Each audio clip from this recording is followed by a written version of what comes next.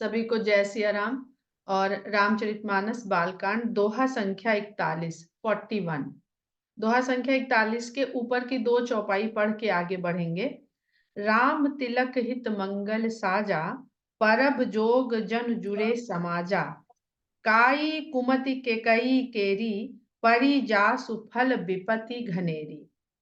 तो तुलसीदास जी रामायण के मुख्य मुख्य प्रसंगों का वर्णन करते हुए ये नदी किस प्रकार आगे बढ़ रही है, ये भगवान की यश कीर्ति रूपी नदी किस प्रकार से आगे बढ़ रही है, उसमें क्या क्या प्रसंग के रूप में किन किन स्थानों से होके गुजर रही है। तो जीवन की नदी भी ऐसी ही होती है।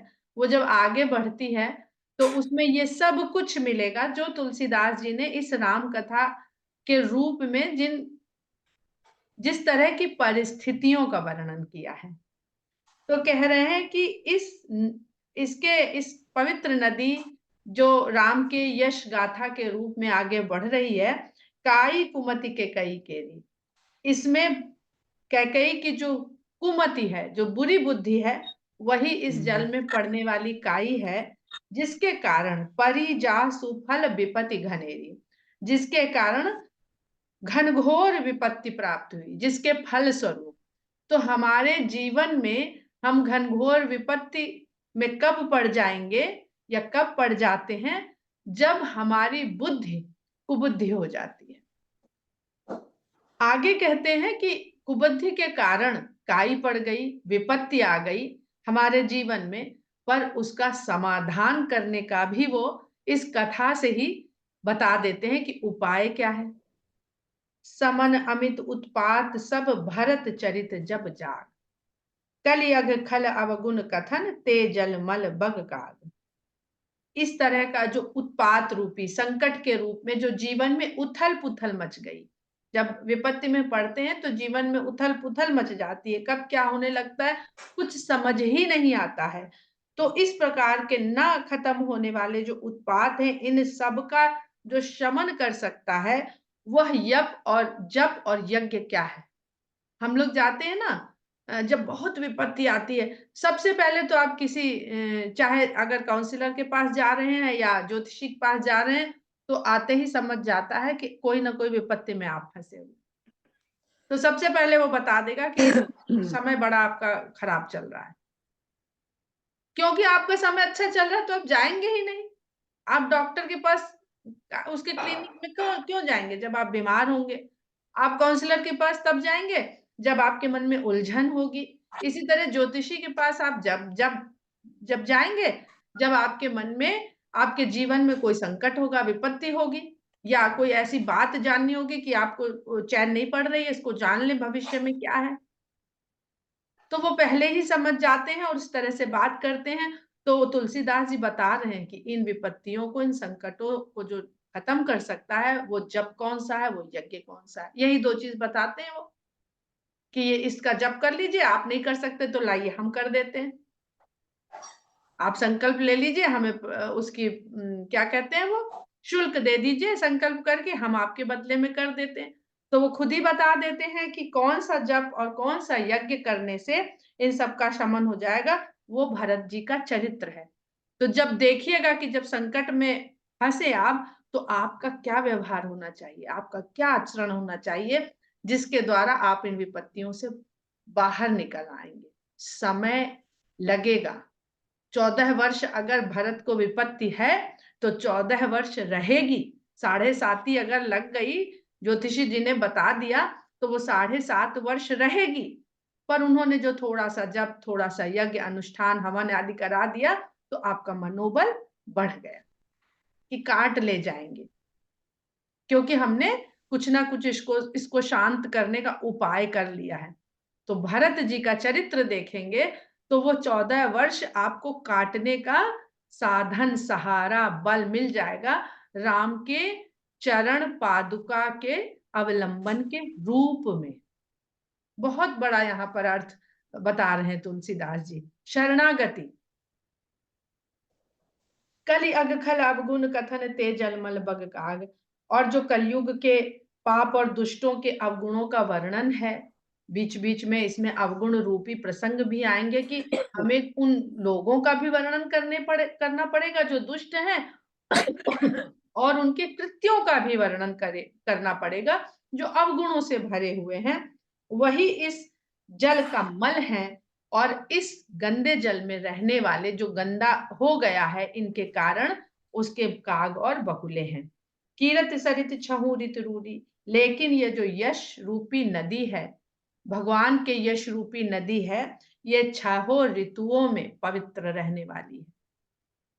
समय सुहावनी पावन भूरी, सभी समय में ये सुहावनी है, पवित्र है। और भूरी का अर्थ है जिसकी हम भूरी भूरी प्रशंसा करते हैं ना, कहते एक शब्द होता है भूरी भूरी, तो वैसे ही अपनी प्रशंसा के लिए बढ़ के बनी रहती है, उसमें कोई कमी नहीं आती है। और देखिए अब 6 ऋतुएं बताई तुलसीदास जी ने कि कीरत सरित छहु ऋतु रूरी, तो वो सुंदर छहों ऋतुएं किस प्रकार इस कथा में मिलेंगी आपको। हिम हिम शैल सुता से ब्याहु, शिशिर सुखद प्रभु जन्म उछाहु।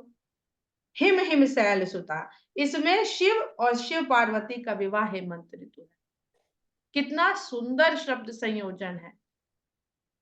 शीतलता की बात कर रहे हैं हिम शंकर भगवान को और हिम शैल सुता, हिमवान की पुत्री।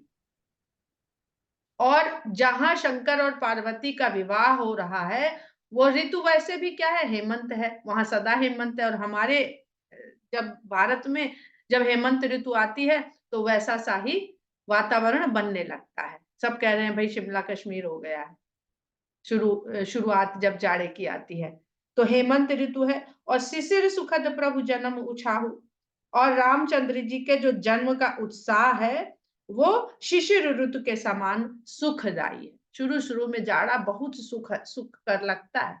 अब सब कह रहे हैं ना आके लखनऊ देखो, अब सबको वही जाड़ा कष्ट देने लगा जो शुरू में बड़ा सुखदायी था। तो कहते हैं बरनब राम विवाह समाजू, सो मुद मंगलमय ऋतुराजू। और जब मैं राम और सीता के विवाह का वर्णन करूंगा, उस पूरे समाज का वर्णन करूंगा जो उस विवाह में सम्मिलित है, तो सो मुद मंगलमय ऋतुराजू, वो मन को आनंद देने वाला मंगल करने वाला ऋतुराज है अर्थात वसंत।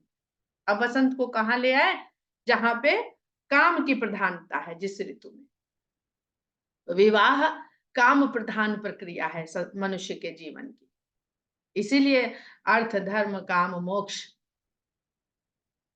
ग्रीष्म दुसह राम बन गवनु, पंथ कथा खर आतप पवनु। और वसंत के बाद कहीं सिलसिला टूट नहीं रहा है, जिस ऋतु के बाद जो ऋतु है उसी तरह कथा में आ रही है सारी ऋतुएं, कि राम का वन गमन दुसह ग्रीष्म ऋतु है, जो असहनीय ग्रीष्म ऋतु के समान है। और उनकी जो मार्ग की वन गमन पथ की जो कथाएं हैं, खर आतप, वो ऐसी गर्मी जो खर के समान हो, जो सही न सह जाए, और ऐसी गर्म हवा चले, लू चले, तो जो धूप है, जो ताप है, जो घाम है, और जो उसमें चलने वाली लू है, वो रामचंद्र जी के वन पथ के संकट उसके समान है, उस ऋतु के समान है। वर्षा घोर निशाचर रारी, सुरकुल साल सुमंगलकारी। और ग्रीष्म ऋतु के बाद आ जाती है वर्षा ऋतु। ये सब कथा में मिलेगा आपको। वर्षा ऋतु जो आएगी वो होगा जो भगवान राम अपने वनवास के समय जो निशाचरों से रार ठान के उनके साथ घोर युद्ध करेंगे, जो रार पड़ जाएगी राक्षसों के, निशाचरों के साथ। अब ये बार बार हम इनका अर्थ नहीं बताएंगे आप लोग को, इसीलिए तुलसीदास जी ने शुरू में सब बता दिया कि कौन राक्षस हैं। आपके बुरे विचार और जीवन में जो नेगेटिव लोग मिले, यही सब राक्षस हैं। इनके लिए जो वर्षा ऋतु है वो उसके समान होगी, लेकिन वही वर्षा जो निशाचरों के लिए उनको समाप्त करने वाली होगी, सुरकुल साली, देवताओं के कुल रूपी धान के लिए वो सुमंगलकारी होगी। तो जब वर्षा ऋतु में ही धान की फसल खूब फलती फूलती है, तो वही वर्षा किसी को दुख देने वाली है और किसी को पालने वाली है, बढ़ाने वाली है। राम राज सुख विनय बढ़ाई, बिसद सुखद सोई सरद सुहाई। और फिर उसके बाद राम राज्य के जो सुख और उनकी विनम्रता और बड़ाई की बात होगी इस कथा में, वही पवित्र सुख देने वाली सुंदर सुहावनी शरद ऋतु है। सती शिरोमणि सिय गुण गाथा, सोई गुण अमल अनुपम पाथा। सतियों में शिरोमणि सीता माता की जो गुण गाथा इस कथा में शामिल होगी, सोई गुण अमल, वही इस नदी में बहने वाले जल का निर्मलता, अनुपम जल की निर्मलता है। यानी सीता जी के गुण उस निर्गुण राम के गुण के रूप में सीता जी का निर्मल चरित्र, निर्मल गाथा ही इसमें सम्मिलित है, जो उस अनुपम पथ, पाथा, पाथा यानी पथ्य, वो जल जो आपके लिए ग्रहण करने योग्य है। पथ्य, कुपथ्य, अपथ्य, तो जो पथ्य है आपके लिए ग्रहण करने योग्य है, वो सीता जी की सीता जी का गुणगान है। भरत सुभाव सुशीतलताई, अब जल है तो उसमें एक सुंदर शीतलता है, वो भरत का स्वभाव है। सदा एक रस बरनी न जाए, वो शीतलता सदा रहेगी, उसका वर्णन नहीं करते बनता है। वो इन 6 ऋतुओं में अपनी शीतलता नहीं खोएगी कि गर्मी में गर्मी हो गई और गर्म हो गई कि पान नहीं करते बन रही। यानी जो भरत जी का स्वभाव है, जो आचरण है, वो आपको जीवन पर्यंत अगर आप उसको स्वीकारें, अपनाएं, उसके अनुसार आचरण करें, वो कभी फेल नहीं होगा, कभी फेल नहीं होगा। तो राम के आचरण को अगर हमें अपने जीवन में उतारना है, तो हमें भरत बनना पड़ेगा। अवलोकनि बोलनि मिलनि प्रीति परस्पर हास, भायप भली चहु बंधु की जल माधुरी सुबास। और चारों भाइयों का आपस में एक दूसरे को देखना, बोलना, मिलना, परस्पर खेलना, कूदना, हंसना, विनोद करना, ये सब उस जल की मधुरता और सुंदर सुगंध है, माधुरी सुबास। आरति विनय दीनता मोरी, लघुता ललित सुवारी न थोरी।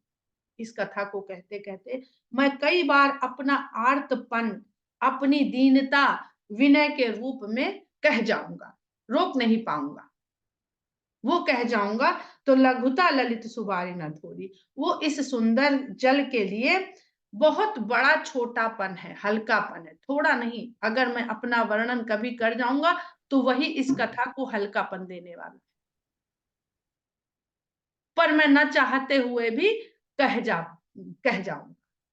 बहुत सुंदर चौपाई है ये। आरत विनय दीनता मोरी, लघुता ललित, इस सुंदर जल की सुबारे, ललित सुबार, लालित्य से भरे हुए सुंदर जल में वो थोड़ी लघुता नहीं है जो मैं अपने दीनता और अपने आर्तता को कह जाऊंगा। अद्भुत सलित सुनत, अद्भुत सलिल सुनत गुणकारी, आस पियास मनोमल हारी। अद्भुत सलिल, ये जल बड़ा ही अद्भुत है, इसके गुण खाली सुनने भर से प्राप्त होने लगते हैं।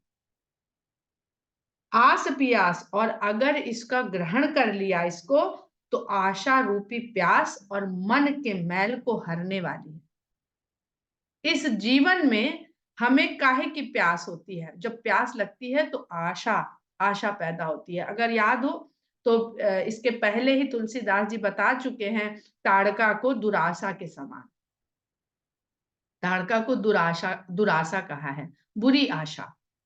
जीवन में आशा अच्छी ही नहीं होती है, जीवन में आशा ही कभी कभी हमें बुराई की तरफ भेज देती है। वो किस चीज से हमने आशा या उम्मीद लगा ली, जो कहते हैं ना, उम्मीद पे दुनिया कायम है, बहुत अच्छा है, लेकिन वो उम्मीद किस चीज के लिए हमने लगा रखी है?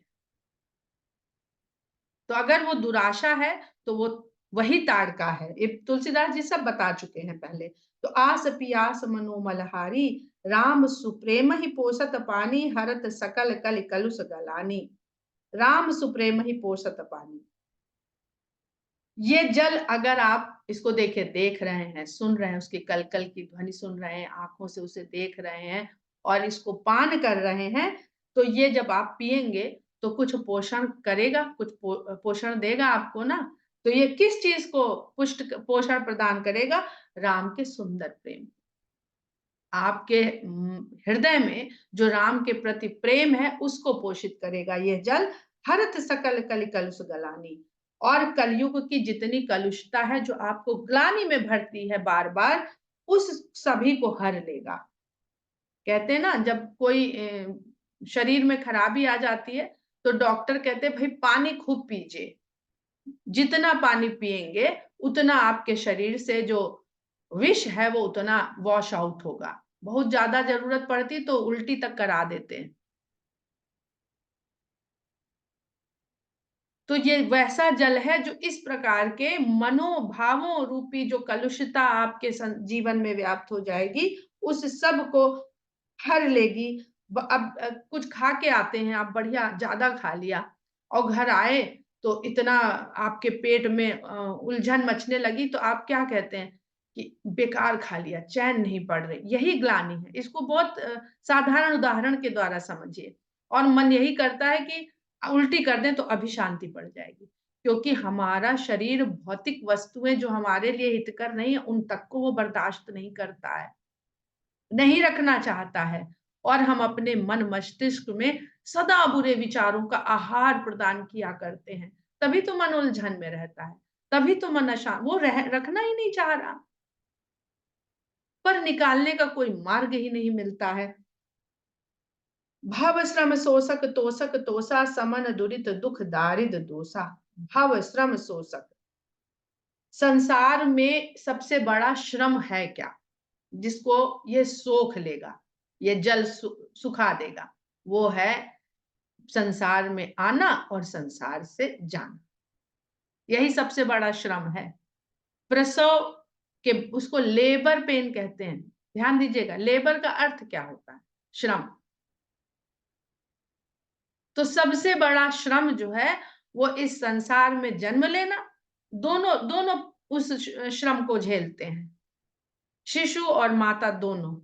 और फिर इस वो तो भूल जाता है, भगवान ने ऐसी व्यवस्था बना रखी कि धीरे धीरे माता भी भूल जाती है। हमारा संरचना ही ऐसे की गई है, नहीं तो जी ही ना पाए। और पुत्र भी, शिशु तो बहुत ही जल्दी शायद भूल जाता होगा, जब बेचारा कहने सुनने के काबिल होता तब तक सब भूल गया होता है कि कैसे जन्म में कितना कष्ट पाया था उसने। परंतु भविष्य का भय हमें क्यों सताता रहता है कि जब प्राण छूटेंगे तो बड़ा कष्ट होगा। तो कहीं ना कहीं हमारे डीएनए में, जब हम इस संसार में आए हैं, तो वो कहीं हमारे स्मृति पटल में, जिसको हम सबकॉन्शियस कह दें, वहां पे वो अंकित है कि जिस द्वार से आए हैं, कष्ट रूपी द्वार से, तो कष्ट रूपी द्वार से ही यहां से निकलने को मिलेगा। तभी प्रार्थनाएं करते हैं कि इतना तो करना स्वामी जब प्राण तन से निकले। क्योंकि पिछला तो भूल गए, ये भगवान ने व्यवस्था अच्छी बना रखी है कि पिछला भुला देता, पर अगले की चिंता हम अपने दिमाग पर ला दे रहे। तो उस श्रम को सोखने वाला है। और तोषक तोषा, संतोष को तुष्ट करता है। अगर आपने जीवन में संतोष को अपनाना चाहते हैं तो ये राम कथा पढ़िए, वो आपके संतोष रूपी भाव को बहुत मजबूत करेगी। राज्य नहीं मिला कोई बात नहीं, राम ने साथ ले लिया लक्ष्मण को, बहुत अच्छा है। भरत जी साथ नहीं लिया, कोई बात नहीं। तो राम मिले तो भी संतुष्ट और राम नहीं मिले तो भी संतुष्ट। भव श्रम शोषक तोषक तोषा समन दुरित दुख दारिद दोषा। और फिर इस संसार में आकर के जिन पापों के कारण हम दुख, दारिद्र्य और दोष में फंसते चले जाते हैं, उन सब का शमन करने वाली है ये कथा। काम कोह मद मोह नसावन विमल विवेक विराग बढ़ावन। काम क्रोध मद मोह को नाश करने वाली और निर्मल विवेक और वैराग्य को बढ़ाने वाली। संतोष आ जाएगा ना, तो अपने आप विवेक अच्छा, अपने आप वैराग्य आने लगेगा। जहां हमने सोच लिया कि बस ठीक है, ये वैराग्य की पहली सीढ़ी है, जहां हमने सोच लिया जितना है उतना ठीक है, हम बहुत संतुष्ट हैं, बहुत प्रसन्न हैं इसमें। और काम कोह मद मोह नसामन, ये पहले भी हमने बताया है कि 4 पुरुषार्थ मनुष्य जीवन के बताए गए हैं, जिसमें अर्थ धर्म काम मोक्ष है। यदि हम इसमें से ज्यादातर हम सब तीसरे पुरुषार्थ को पहले नंबर पर ले आते हैं, वो है काम। तो काम को पहली श्रेणी में पुरुषार्थ को लाते ही हमको सारी समीकरण बदल जाता है अर्थ धर्म काम मोक्ष का, और हम फंस जाते हैं काम को पहले नंबर पे लाने के कारण, कोह मद मोह। तो रावण के जीवन में, रावण ने अपने जीवन में तीसरे पुरुषार्थ को प्रथम अग्रणी बना लिया, और भरत जी ने अर्थ, धर्म, काम, मोक्ष, जीवन के अर्थ को प्रथम बनाया। और उन्होंने कहा कुछ चाहिए, वो भी नहीं चाहिए हमें, कोई मनुष्य जीवन के जो पुरुषार्थ हैं हम उनको भी छोड़ते हैं, त्यागते हैं, क्योंकि उससे भी जो मिल रहा है वो हमको चाहिए नहीं, मोक्ष नहीं चाहिए। सादर मज्जन पान किए थे, मिटहि पाप परिताप हिए थे। आदर सहित इस जल में मज्जन स्नान और इसका पान करने से सभी तरह के पाप और उनसे जो परितप्तता मिलती है, जो कष्ट मिलते हैं, जो जलन मिलती है, वो सब हृदय से मिट जाते हैं। जिन्हें यही बारी न मानस धोए, ते कायर कलिकाल बिगोए। जिन्होंने इस जल से अपने मन को नहीं धोया, मानस, मन के स्वरूप को, जिन्होंने इस जल से अपने मन के स्वरूप को नहीं धोया, वे कायर कलयुग के द्वारा फंसा लिए गए। कलयुग कायर है, और कायर से भी हम फंस जाएं तो हम कितने बड़े दुर्बल हैं, ये समझने वाली बात है। वीर हमें फंसा ले तो बात बढ़िया है भाई, चलो बहुत वीर था, हमसे वीर था, लेकिन कायर हमें फंसा ले तो यानी हम उससे भी हर श्रेणी से उससे दुर्बल हो गए। तो ते कायर कलिकाल बिगोए, तृषित निरखि रवि कर भवबारी, फिर हैं मृग जिम जीव दिखारी। फिर तृष्णा में फंसा हुआ जो जीव है वो मृग की भांति इस संसार में सूर्य की किरणों से पड़ने वाली चमक को जल समझ लेता है, और वहां बार बार फिर के आता है और जल तो पाता नहीं और दुखी होता है। जल किस लिए चाहिए? अपनी तृष्णा को शांत करने के लिए। अभी पीछे कहा ना, क्या सुंदर सा शब्द था, आस पियास, आशा रूपी प्यास जहां हमारी पूरी होनी, वहां ना जाकर के जहां हमें दिखाई पड़ रहा है वहां हम जाते हैं, और जब पास पहुंचे देते अरे यहाँ तो सुख ही नहीं है, जल ही नहीं, हमारी तृष्णा कैसे मिटे? तो फिर दूसरी तरफ देखता है तो फिर दूसरी तरफ, इसी प्रकार हम बार बार जन्म लेते रहते हैं और उस तृष्णा को मिटाने के चक्कर में अपनी तृष्णा को और बढ़ाते हैं। मति अनुहारी सुबारी गुण गण मनि मन अनुवाई, सुमिर भवानी शंकर ही कही कवि कथा सुहाई। अपनी बुद्धि को, अपनी मति को इस के अनुसार इस सुंदर जल के गुण समूहों का मन विचार करके, गणना करके हम अपने मन को उसमें नहलाते हैं। देखिए साफ साफ तुलसीदास जी कह रहे हैं कि किसको नहलाना है, कौन, क्या फर्क है? कबीरदास, जो जो लोग कहते हैं उनके राम अलग हैं, उनके राम अलग हैं, वो भी तो यही कह रहे हैं कि मन मैला और तन को धोए। और तुलसीदास जी भी तो वही कह रहे हैं, मति अनहार सुबारे गुण गण मन मन अनहवाई, सुमिरे भवानी शंकर ही। मैं शंकर और भवानी का स्मरण कह के कह कवि कथा सुहाई। अब इस कथा को कवि कहने जाता है, सुंदर सुहावनी कथा को कवि कहता है। अब रघुपति पद पंकरऊं ही धरि पाई प्रसाद। अब मैं रामचंद्र जी के चरण कमलों में अपना हृदय धर कर, और उस हृदय को धरने के पश्चात प्रसाद को पा करके कहूं जुगल मुनि वर्य कर मिलन सुभग संवाद। दो मुनि श्रेष्ठों के मिलन और उनके सुंदर संवाद को कहने जा रहा हूं। बहुत सुंदर प्रसंग लगता है कि शंकर भवानी को जो प्रणाम कर रहे हैं, सुमिर भवानी शंकर ही। तो हम पहले भी हमने बताया कि शंकर और भवानी मानस में बसा हुआ विश्वास और श्रद्धा है, या बुद्धि और विचार है, वाणी है, और उसके पश्चात अपने अपने स्वयं को राम के चरणों में धर देते हैं। तो अगर हम देखें तो कहां कहां से समर्पण हो रहा है उस जीव का। और फिर कह रहे हैं दो मुनियों के संवाद। तो दो जो हमारी इंद्रियां हैं, यही हमारे दो श्रेष्ठ मुनि हैं, एक हमारी वाणी है और एक हमारे कान है। भरद्वाज मुनि बसहि प्रयागा तिन्हे। अब यहाँ से हम लोग सब कुछ बताने के बाद तुलसीदास जी सगुण कथा के रूप में कथा को आगे बढ़ाने लगते हैं। भरद्वाज मुनि बसहि प्रयागा तिन्हे राम पद अति अनुरागा। भरद्वाज मुनि प्रयाग में वास करते हैं, जिन्हें राम के चरणों में अत्यधिक अनुराग है, अत्यधिक प्रेम है। तापस सम दम दया निधाना परमारथ पथ परम सुजाना। जो ऐसे तपस्वी हैं जिन्होंने शम दम दया के निधान हैं, इन सब गुणों को प्राप्त कर लिया है अपनी तपस्या के द्वारा, और परमार्थ के पथ पर जाने वाले परम विद्वान व्यक्ति हैं। परमार्थ, स्वार्थ नहीं, परमार्थ। माघ मकर गत रवि जब होई, तीर्थ पति आव सब कोई। जब माघ के महीने में सूर्य मकर राशि में चले आते हैं, तब सब लोग तीर्थराज प्रयाग में आ जाते हैं। अब देखिए, आपका भी सूर्य नारायण मकर राशि में प्रवेश कर गए हैं, और ये राम की इच्छा है कि आप इस प्रसंग को इस समय पढ़ रहे हैं। तो भगवान काल से परे है, ये ध्यान रखिएगा। आप एक क्षण में कथा पढ़ रहे होंगे तो आप उस वर्तमान में भी होंगे, और ये राम की कथा है, ये आपको काल से परे घुमाती रहेगी। कभी त्रेता में, तो कभी सतयुग में, तो कभी कलयुग में। तो काल से परे होके ये आपकी जो आत्मा है उसकी यात्रा सब जगह भी कराएगी। वर्तमान, इसीलिए कहते हैं कि तीनों काल से परे है। तो मात्र कथा सुनने से हम कहाँ चले जाते हैं? हम चले जाते हैं, हम भी मुक्त हो जाते हैं उतनी देर तीनों काल से।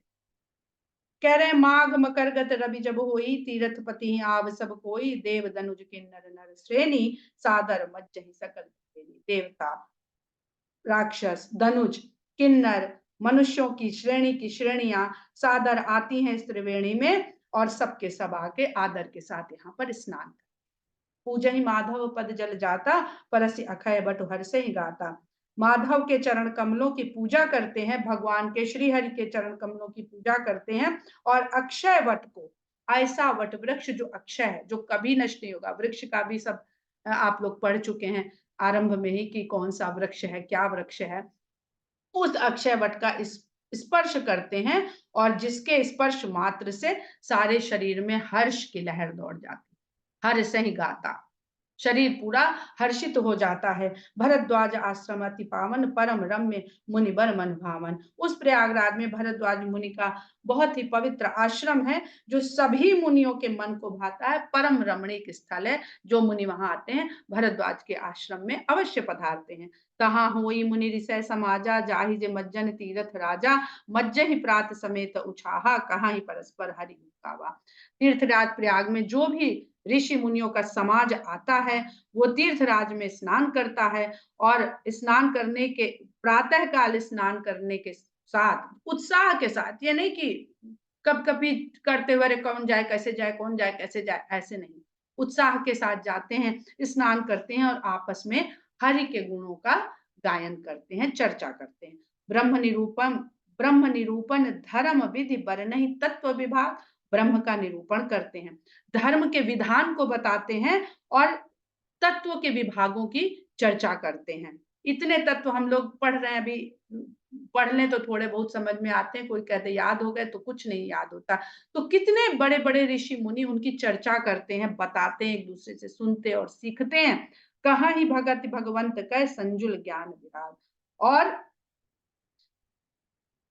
उस भक्ति का जो ज्ञान और वैराग्य से संयुक्त है, कहाँ ही भगति भगवंत के, भगवान की उस भक्ति के बारे में कहना सुनना करते हैं, जो ज्ञान और वैराग्य से जुड़ी हुई है, मिली हुई है। यही प्रकार भरी माघ नहाही, पुनि सब निज निज आश्रम जाहि। इस प्रकार पूरे माघ भर वहां निवास करते हैं, स्नान करते हैं, और उसके बाद सब अपने अपने आश्रम को प्रस्थान करते हैं। प्रति संबत अति होई आनंदा, मकर मज्ज गौ नहीं मुनि वृंदा। इस प्रकार हर साल इस आनंद को, अत्यधिक आनंद का उत्सव मनाने वहां आते हैं, और आनंद मना करके मकर में स्नान करके सभी मुनियों के समूह अपने अपने स्थान में चले जाते हैं।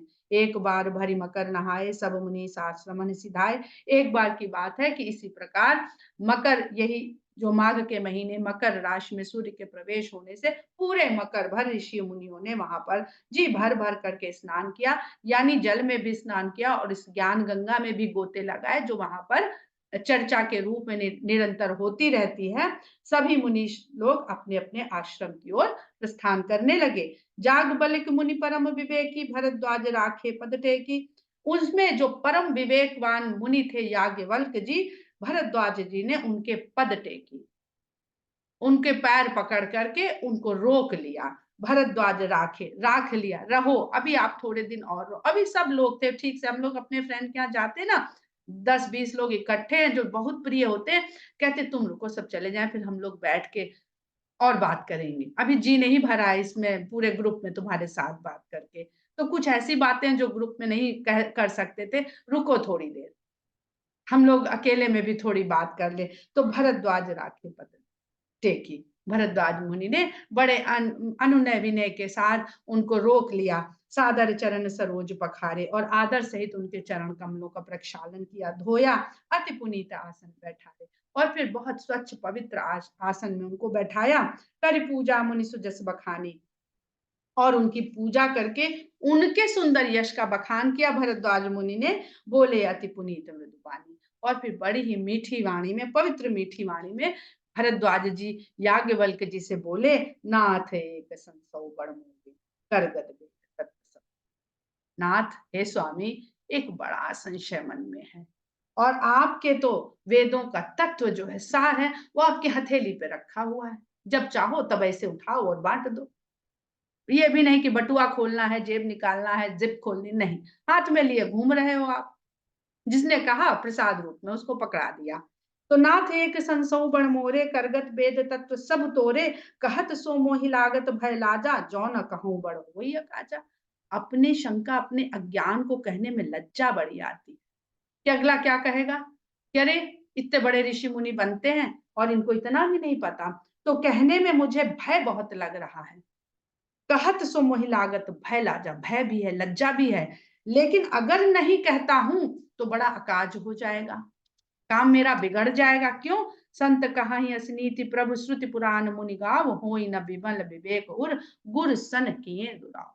क्योंकि ऐसा श्रुति में कहा गया है कि, और संत इस बात को बताते हैं, ये नीति है, और गा गा के इसको मुनि, पुराण, श्रुतियां, संत सब इसको गा गा के, यानी बार बार कहते हैं कि हो ही न विमल विवेक, हृदय में निर्मल विवेक उसके नहीं होगा जो गुरु सन किए दुराव, जो गुरु के साथ कोई बात छिपा लेगा। आप अब इसको अपनी भौतिक विषयों से समझ लीजिए। आप कोई सब्जेक्ट पढ़ रहे हैं, बढ़िया आपकी क्लास चल रही है, अब पीजी की क्लास चल रही है, और फिजिक्स का सिद्धांत कठिन से कठिन समझाया जा रहा है। आपने, और टीचर जानता है कि ये मेरा student brilliant, most brilliant student है मेरे बैच का। अब उसको एक चीज समझ में नहीं आई, तो ग्रुप के बीच में स्टूडेंट कैसे पूछ ले कि जो इतनी बड़ी इमेज बनी हुई है, मैं टॉपर हूँ, और टीचर जब भी कुछ कहता है तो मुझसे ही कुछ समझवाता है कि हाँ तुम जानते हो, जरा तुम समझा दो इन सबको ये। तो भाई बड़ी खराब बात हो जाएगी, मेरी तो पूरी इमेज बिगड़ जाएगी, और इस बात को छुपा ले जाए कि नहीं हमें तो समझ में नहीं आया, जैसा तैसा हुआ, समझा दिया। और जिनको नहीं समझ में आया तो कह दिया कि भाई हमने समझा दिया, तुम्हारे नहीं समझ में आया, तुम्हारे पास वो इंटेलिजेंस नहीं है इसलिए नहीं समझ में आया। तो उसको कभी वो सिद्धांत खुद ही स्पष्ट नहीं होगा। तो आगे जब वो किसी को बताएगा, पढ़ाएगा, समझाएगा या करेगा, तो वहां वो फेल कर जाएगा।